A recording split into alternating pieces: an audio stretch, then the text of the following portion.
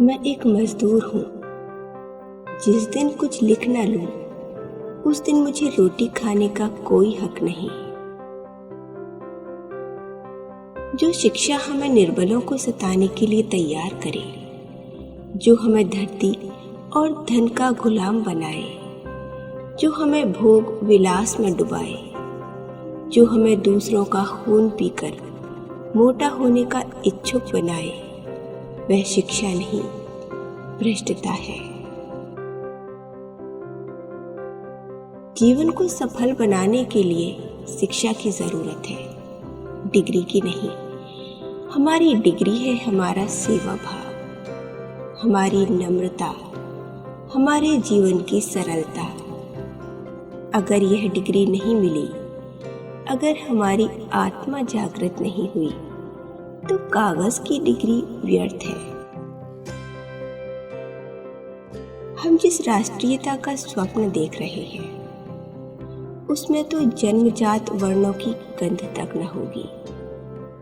वह हमारे श्रमिकों और किसानों का साम्राज्य होगा, जिसमें न कोई ब्राह्मण होगा, न हरिजन, न कायस्थ, न क्षत्रिय। उसमें सभी भारतवासी होंगे।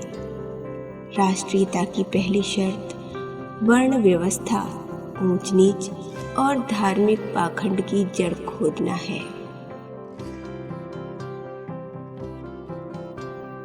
जीवन क्या है? जीवन केवल जीना, खाना, सोना और मर जाना नहीं है। जीवन नाम है आगे बढ़ते रहने की लगन का। आज भी स्त्री त्याग, मूक, दुख, विनम्रता, आस्था और ज्ञान की प्रतिमूर्ति है। स्त्री को चाहिए कि वह स्वयं को पुरुष के भोग की वस्तु मानना बंद कर दे। इसका इलाज पुरुष की अपेक्षा स्वयं स्त्री के हाथों में ज्यादा है। पश्चिम ने जो हमें सबसे जहरीला पाठ पढ़ाया है, वह है खुदगर्जी।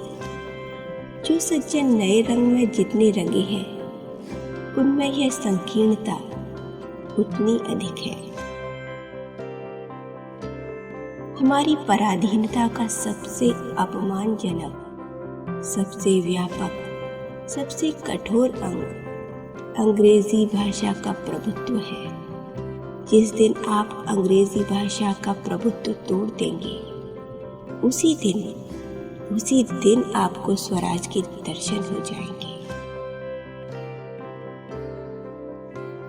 व्यापारिक धुन के कारण आजकल दुनिया जीवन संग्राम का घरौंदा बनी हुई है। उसने हमारे स्वार्थों को, हमारी व्यक्तिवादिता को, हमारी लाभ हानि की चिंता को एक पागलपन की हद तक पहुंचा दिया है।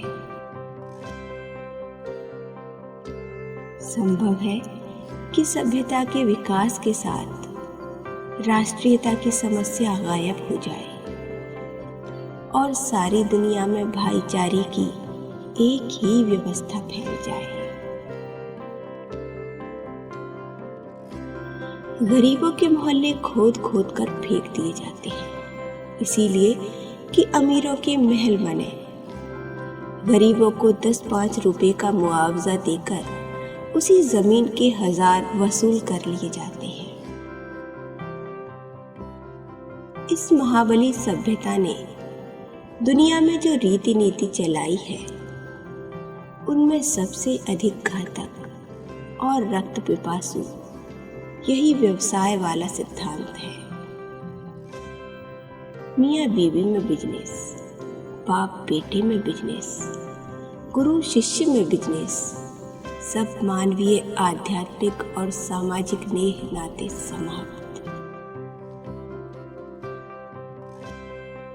जब तक लेन देन समाज में घृणा की दृष्टि से नहीं देखा जाएगा और जनमत उसे जघन्य न समझने लगेगा, तब तक यही दशा रहेगी।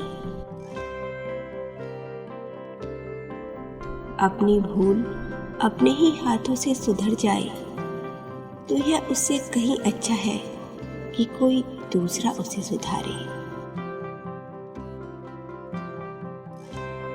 जिस साहित्य से हमारी सुरुचि न जागे, आध्यात्मिक और मानसिक तृप्ति न मिले, हम में गति और शक्ति न पैदा हो, हमारा सौंदर्य प्रेम न जागृत हो, जो हम में संकल्प और कठिनाइयों पर विजय प्राप्त करने की सच्ची दृढ़ता न उत्पन्न करे, वह हमारे लिए बेकार है और वह साहित्य कहलाने का अधिकारी नहीं है।